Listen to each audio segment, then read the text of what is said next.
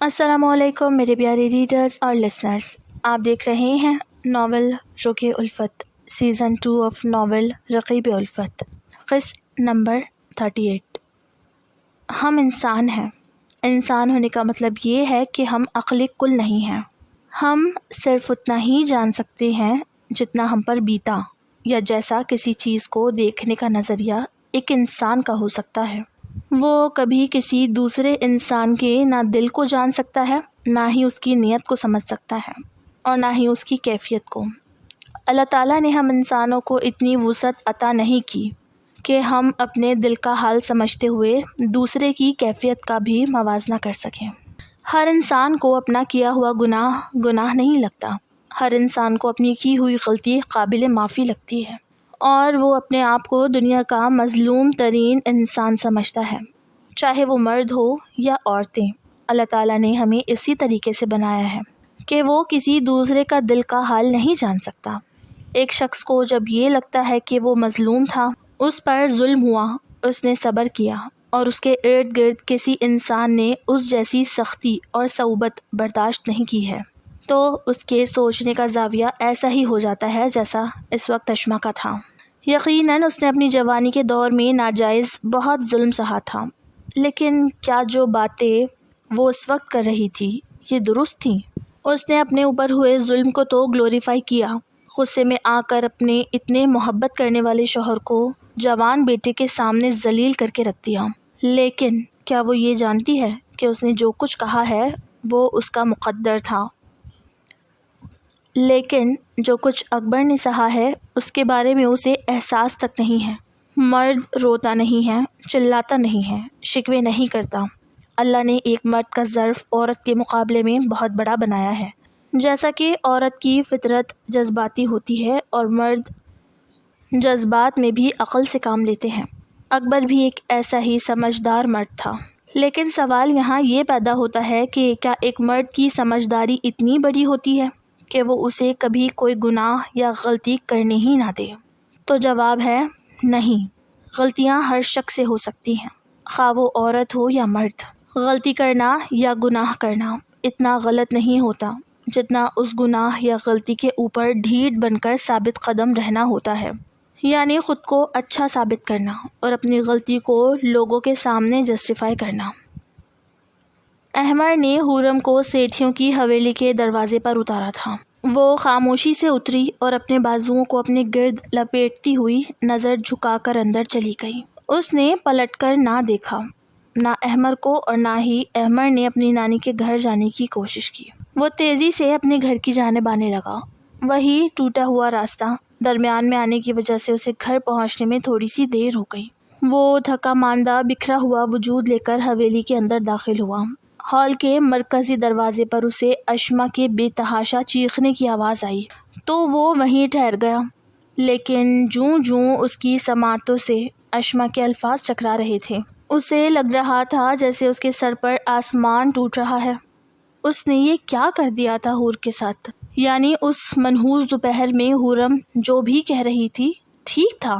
اشما نے ہو بہو وہی باتیں دہرائیں۔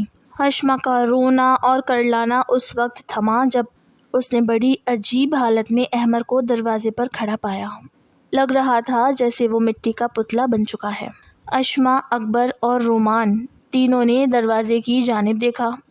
اتنے میں ننھے مراد نے رونا شروع کر دیا۔ پھر سب نے ایک دم ہی نظر پھیر کر مراد کو دیکھا۔ احمر نے بھی۔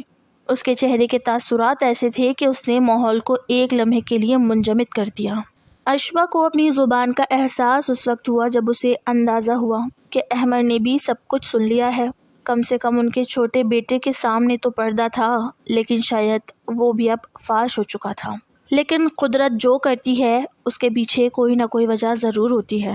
حویلی کے ہال میں آج ان تمام ماضی، مستقبل اور حال کی باتوں کا خلاصہ ہونے والا تھا، جس کی گرد سے یہ پورا خاندان اور ان کی خوشیاں اٹ چکی تھیں۔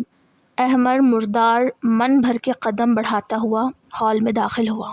جس وقت اس پر ایک قیامت ٹوٹ رہی تھی، اسے اندازہ نہیں تھا کہ گھر میں بھی اس کے لیے ایک اور قیامت منتظر ہے۔ آج احمر تمام ہونے والا تھا۔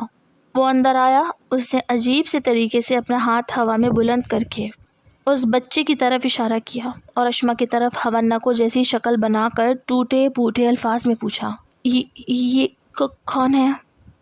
تمہارے بھائی کا بیٹا ہے یہ احمر، رومان اور رومانہ کا بیٹا۔ اس وقت اشما کا لہجہ قدرے متناسب تھا، اس نے کسی قسم کا کوئی طنز نہ کیا۔ یہ لفظ ماں کے منہ سے سننے کی دیر تھی۔ احمر زمین پر ڈہ گیا۔ اکبر اور رومان کے ہاتھوں پیروں سے زمین نکلی تھی۔ وہ زمین پر لمبا لمبا لیٹ گیا تھا اور اس نے چیخنا شروع کر دیا تھا۔ اس کی یہ حالت دیکھ کر سب بہت پریشان ہو گئے، یہاں تک کہ رومانہ بھی کمرے سے باہر نکل کر آ گئی۔ میں برباد ہو گیا موم، میں برباد ہو گیا۔ ڈیڈ مجھے زہر لا کر دے، میں خودکشی کر لوں گا، اللہ مجھے موت دے دے، یا اللہ مجھے موت دے دے۔ وہ پاگلوں کی طرح چلا رہا تھا۔ اکبر، اشما، رومان اور رومانہ، سب کے لیے احمر کا یہ ری ایکشن ایسا تھا جسے وہ سمجھنے سے مکمل طور پر قاصر تھے۔ رومان نے آگے بڑھ کر اسے اٹھانا چاہا لیکن وہ تو جیسے مٹی کا ڈھیر بن چکا تھا۔ اکبر نے بھی جھک کر اس کے ماتھے پر ہاتھ رکھا۔ اشما نے اس کے سرہانے بیٹھ کر اس کے ماتھے پر پیار کیا، اس کا سینہ سہلایا۔ احمر اٹھ میرا بچہ، کیا ہو گیا ہے؟ اٹھو، کیا ہوا ہے؟ وہ مسلسل اسے پکار رہی تھی لیکن وہ آنکھیں بند کر کے بس کرلائے جا رہا تھا۔ اتنے بڑے آدمی کے یوں رونے سے گھر کے تمام افراد کا دل پھٹ رہا تھا۔ رومانہ پانی کا گلاس لے آئی اور اس نے کھڑے کھڑے ہی اکبر کے ہاتھ میں دیا۔ اکبر نے جب اس کی یہ حالت دیکھی تو اسے اندازہ تھا کہ اگر یہ اسی اسٹیٹ میں رہا تو اس کے نروس سسٹم پر بہت گہرا اثر پڑ سکتا ہے۔ اس نے پانی کو اپنے ہاتھ میں لے کر اس کے چہرے پر زور زور سے چھینٹے مارنے شروع کیے، جس سے اس کے کرلانے میں کچھ کمی آئی اور اس کی آنکھیں کھلیں۔ رومان نے اسے کھینچ کر وہیں بٹھا دیا۔ اشما نے وہ پانی کا گلاس اکبر کے ہاتھ سے لے کر اس کے لبوں سے لگایا اور زبردستی اسے وہ پورا گلاس پانی کا پلا دیا۔ وہ بچوں کی طرح سسک رہا تھا اور دور صوفے پر لیٹا چھوٹا رومان بھی گلا پھاڑ پھاڑ کر رو رہا تھا۔ رومانہ نے جا کر اس کو اپنی گود میں لے لیا اور گلے سے لگا کر تھپکنے لگی۔ احمر کی ہچکیاں بن گئی تھیں۔ وہ وہاں موجود کسی شخص کی طرف نظر اٹھا کے بھی نہیں دیکھ رہا تھا، سر نیچے کیے بس ہچکیاں بھر رہا تھا۔ اشما نے اس کا چہرہ اوپر اٹھایا اور اس کے ماتھے پر پیار کر کے بولا، کیا ہوا ہے بیٹا؟ بتاؤ مجھے، اپنی موم کو نہیں بتاؤ گے کیا؟ موم، رومانہ، ڈیڈ نے اور رومان بھائی نے آپ دونوں کے ساتھ کچھ غلط نہیں کیا۔ موم، آپ بھی زندہ ہیں اور رومانہ بھی زندہ ہے، لیکن میں نے بہت بڑا گناہ کر دیا ہے، میں نے اسے مار دیا موم، وہ کرلاتا ہوا بولا۔ اکبر، رومان، رومانہ اور اشما سب کے کان کھڑے ہوئے تھے کہ کون؟ رومان نے اسے بولا، کون مر گیا احمر؟ بھائی، میں نے اسے مار دیا۔ احمر نے رومان کے کندھے پر سر رکھ کر کہا، آپ لوگ مجھے زہر دے دو، مجھے درد سے نجات دلا دو۔ قتل؟ اشما کے منہ سے نکلا۔ اس نے احمر کا گریبان جھنجھوڑ کر رکھ دیا اور اسے رومان سے دور کر کے چیختے ہوئے بولی، احمر، صاف صاف بتاؤ تم نے کیا کیا ہے؟ کیا دیکھنا رہ گیا ہے میرے لیے زندگی میں؟ اور اشما پر سے جو جذباتیت کا بھوت اترا تھا، اپنا دل ہلکا کر کے وہ دوبارہ سے سر اٹھانے لگا۔ میں نے موم، بولو، وہ چلائی۔ احمر نے نظر اٹھا کر رومانہ کی طرف دیکھا، اس کی آنکھوں میں کوئی گہرا پیغام تھا۔ اکبر نے احمر کا کندھا جھنجھوڑ کر بولا، بولو تم نے کیا کیا ہے؟ کس کا قتل کر دیا؟ شازل، اس نے توڑ توڑ کر لفظ ادا کرنا شروع کیے۔ سب بہت بغور اس کو سن رہے تھے۔ شازل نے میری بہن کے ساتھ غلط کیا تھا، مجھے لگا کہ شازل نے غلط کیا ہے۔ اس نے اپنے جملے کو درست کیا، اس نے میری بہن۔ اس کے آنسو بتدریج بہہ رہے تھے۔ اس نے پھر سے تھوک نگلا، مجھے لگا اس نے میری بہن کو برباد کیا ہے۔ رومانہ اس دن بہت رو رہی تھی، میں نے اس کے کمرے کے باہر کھڑے ہو کر سنا تھا۔ وہ کہہ رہی تھی کہ شازل، تم نے مجھے برباد کر دیا۔ رومانہ کا منہ پورا کا پورا کھل چکا تھا۔ رومان، اکبر، اشما سب شدید ترین حیران تھے، جبکہ احمر نظر جھکائے برستی ہوئی آنکھوں کے ساتھ اپنی بات کو جاری رکھے ہوئے تھا۔ شازل نے میری بہن کے ساتھ ظلم کیا تھا، اسی لیے میں نے اس کی کیا احمر؟ اکبر نے اس کا گریبان جھنجھوڑ کر رکھ دیا۔ منہ سے پھوٹو، تم نے کیا کیا ہے اس کے ساتھ؟ تو میں نے شازل کی بہن کو۔ احمر کا جملہ ابھی منہ پر ہی تھا کہ اکبر نے اس کے چہرے پر 2 جاندار تھپڑ رسید کیے۔ اس کے رونے میں تیزی آ گئی۔ اس نے اپنا چہرہ سیدھا کیا۔ ڈیڈ، میں خالی تھپڑ ڈیزرو نہیں کرتا، میں سنسار کر دینے کی سزا ڈیزرو کرتا ہوں۔ مجھے پتھر مار مار کے قتل کر دو، مجھے اس عذاب سے نجات دلا دو ڈیڈ۔ رومانہ نے بآواز رونا شروع کر دیا تھا۔ اشما نے انتہائی حیرانی اور دکھ کے ساتھ احمر کی طرف دیکھا اور کہا، احمر، تم نے حرم سے بدلہ لیا ہے رومانہ کا؟ بے یقینی سی بے یقینی تھی۔ صدمے سے رومان کی تو جیسے بولتی بند ہو گئی تھی۔ احمر نے رومان کی طرف دیکھتے ہوئے بولا، بھائی، مجھے نہیں معلوم تھا کہ رومانہ کو تکلیف پہنچانے والا، میری ہستی بستی بہن کو برباد کرنے والا کوئی غیر نہیں بلکہ تم ہو۔ میں سوچ بھی نہیں سکتا تھا کہ تم کبھی اسے کوئی تکلیف پہنچا سکتے ہو، لیکن تم نے۔ وہ کہتے کہتے رکا۔ رومان اس کے چہرے کو کرب سے ہونٹ بھینچے دیکھ رہا تھا۔ احمر، تمہیں مجھ سے اتنی محبت تھی تو آ کر میرے سر پر ہاتھ کیوں نہیں رکھا؟ تم نے مجھ سے پوچھا کیوں نہیں کہ روم کیا ہوا ہے تمہیں؟ تم نے کیوں چند الفاظوں کو سن کر خود سزا اور جزا کا فیصلہ کر لیا؟ رومانہ بچے کو گود میں بھرے ہی احمر کے سر پر آ کر کھڑی ہو گئی اور زار زار روتے ہوئے اسے سرزنش کرنے لگی، جبکہ رومان وہیں فرش پر بیٹھے بیٹھے نڈھال ہو کر صوفے سے ٹیک لگائے اپنا سر دونوں ہاتھوں میں پکڑ چکا تھا۔ اکبر بھی دوسری طرف والے صوفے سے ٹیک لگا کر بیٹھ گیا اور چھت کی طرف گھورنے لگا۔ رومانہ صوفے پر اوپر ہی بیٹھ گئی اور اس کی ہلکی ہلکی سسکیوں کی آواز اس خاموش ہال میں گونجنے لگی۔ اشما احمر کے پیروں کے پاس بیٹھی اپنا چہرہ دونوں ہاتھوں میں چھپا کر پھوٹ پھوٹ کر رو دی۔ اسے لگا کہ وہ دنیا اور آخرت دونوں میں ذلیل و رسوا ہو چکی ہے۔ اکبر کا سارا خاندان ایک گہرے کرب میں مبتلا تھا۔